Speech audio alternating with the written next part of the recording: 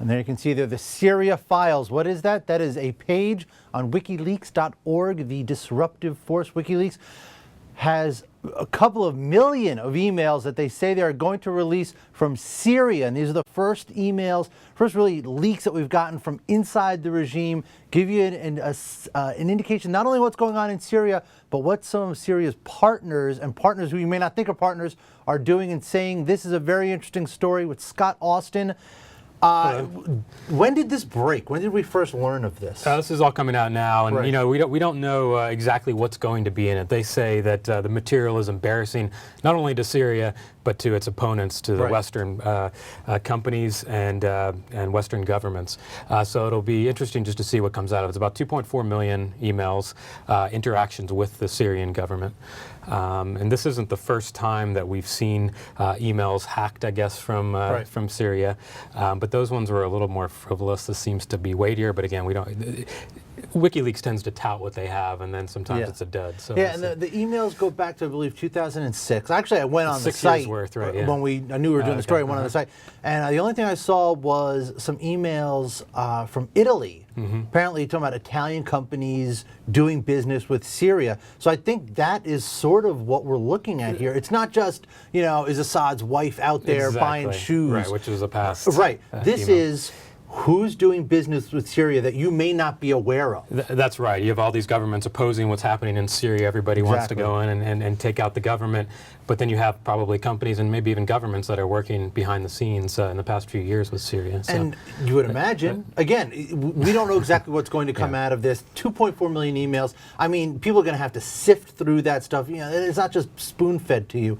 But this could complicate relations. This could complicate Western nations trying to put pressure on Syria, depending upon what comes out. That's exactly right, and that's, I'm sure, the worry right now with some of the countries that are dealing with this, especially the U.S. And you know, WikiLeaks has been quiet really for the past year, I'd say, since Cablegate, which kind of came out in spurts. All the diplomatic cables that they released in 2010 and parts of 2011. So this is really the WikiLeaks' first possible release of notoriety. Again, we'll see what happens. They said over the next 2 months that they'll release these. In the meantime, of course, Julian Assange, the founder. What's he in the Ecuadorian embassy? He's now in the Ecuadorian embassy seeking asylum. So he's kind of fighting for his life. He doesn't want to be extradited, of course, to Sweden. He fears that he'll be extradited to the U.S. For possible espionage charges. Right. So that's all happening, and I think that's kind of partly why WikiLeaks has been quiet. They've had some structural regime problems, defections, security issues. So. I wonder if this is sort of an indication that it's an indication. It's a way of WikiLeaks saying, "Look, we're going to be here. No matter what happens to Julian, we are going to be here. This is not going away."